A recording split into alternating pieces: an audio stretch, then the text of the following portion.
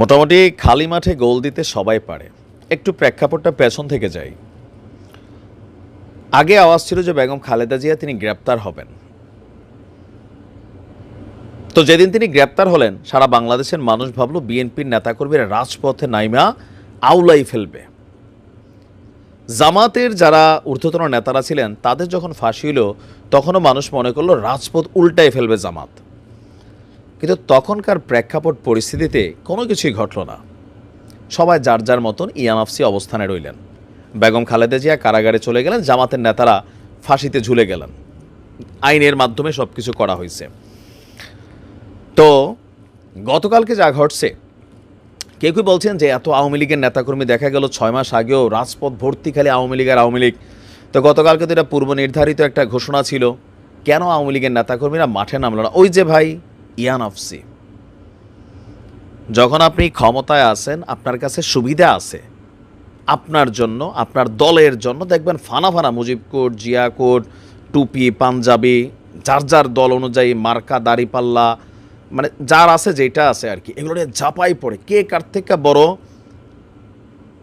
মানে কি বলো যে দল প্রেমিক, এটা প্রমাণের চেষ্টা চলে।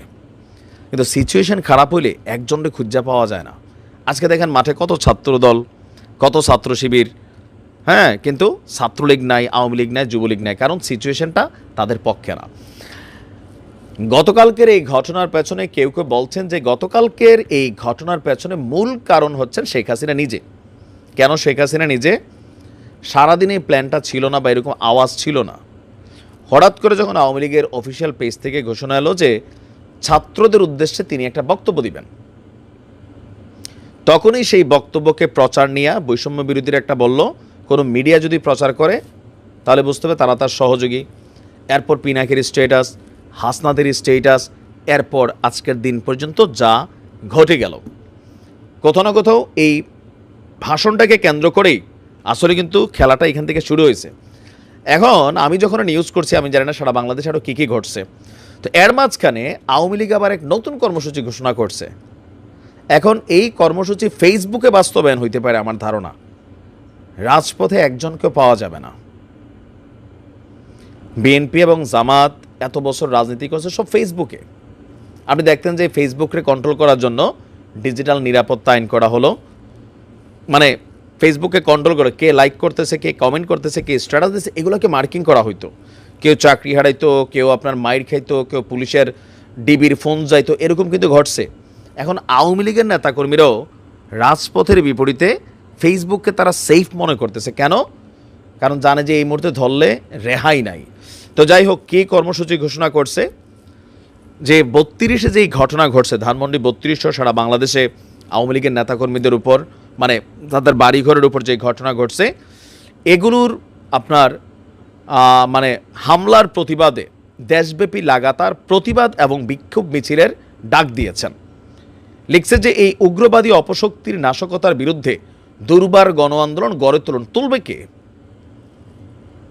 ওই যে রাতের আধারে বা এরকম 15-20 জন একটা ঝটিকা মিছিল, এগুলা বিএনপিও তখন করছে। আমরা রিজভী সাহেবটা দেখছি যে 5-7 জন মানুষ নিয়ে তিনি গাড়ির থেকে নামতেন, সাংবাদিক থাকতো বেশি, এখন এর বেশি কিছু হবে না, অথবা মুখে মুখোশ লাগাইয়া এখন যেগুলো হবে। এখন আজকের এই আন্দোলনের ডাকের পরে মাঠে নামবে এই মুহূর্তে আওয়ামী লীগের নেতাকর্মী, দৌড়ের উপর নামতে পারে। দেখেন ভাগ্যের কি নির্মম পরিহাস। এজন্য আমরা সবসময় বলি ভাই, যারাই ক্ষমতার চেয়ারে বসেন একটা জিনিস মাথায় রাখতে হবে, এই চেয়ারটা পার্মানেন্ট না। আজকে আপনার হাতে আনলিমিটেড ক্ষমতা আছে, 6 মাস আগে আওয়ামী লীগের এই ক্ষমতাটা ছিল, আজকে দেখেন কি অসহায় অবস্থা। আবার আজকে যাদের হাতে ক্ষমতা আছে আপনাদের হাতে কিন্তু এই ক্ষমতা থাকবে না, সরে যাবে, ক্ষমতার কামে পিছলাই যাওয়া।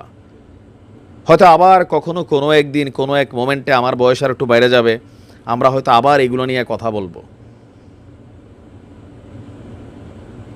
ক্ষমতা সামলাই ব্যবহার করেন সবার জন্য, ক্ষমতা আছে এটা দিয়ে পারলে মানুষের কল্যাণ করেন, উপকার করেন, কিন্তু এটা দিয়া মানুষের ক্ষতি করার চেষ্টা করেন। আছে যা খুশি করে ফেললাম, সব কিছু একটা লিমিটেশন আছে, উপরওয়ালা এটারে সাইজ করে ফেলে। মানুষের মধ্যে কল্পনাতে ঢুকে গেছিল শেখ হাসিনার মৃত্যুর আগে আওয়ামী লীগ সরকারের পতন হবে না, দেখেন সবই হয়েছে। খালেদা জিয়া জীবনে আর রাষ্ট্র ক্ষমতায় আসার কল্পনা করবেন বা তিনি এই দিন দেখবেন কেউ ভাবে নাই, তিনি এখন ওগুলো দেখছেন, মনে মনে শান্তিও পাচ্ছেন সবাই। কেন? কারণ ওই যে দৃশ্যপটগুলো আগে ছিল,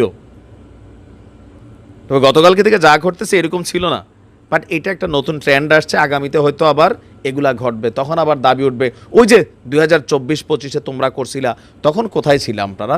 হ্যাঁ, কথা বলেন এখন আইসা, এরকম হবে। কারণ মানুষ ভালো কিছু মনে রাখুক না রাখুক, উপকার মনে রাখুক না রাখুক, কে আমারে বাস দিছে আর কে আমারে ক্ষতি করছে এটা আজন্ম মনে রাখে, জেনারেশন টু জেনারেশন হিংসা এইভাবে জমা থাকে। তো আজকে আওয়ামী লীগের এই কর্মসূচি আমার ধারণা এটা পালন হবে না, আর এই মুহূর্তে যারা এটা পালন করতে যাবে দেখা যাক কি ঘটে। ভালো থাকুন, আসসালামু আলাইকুম।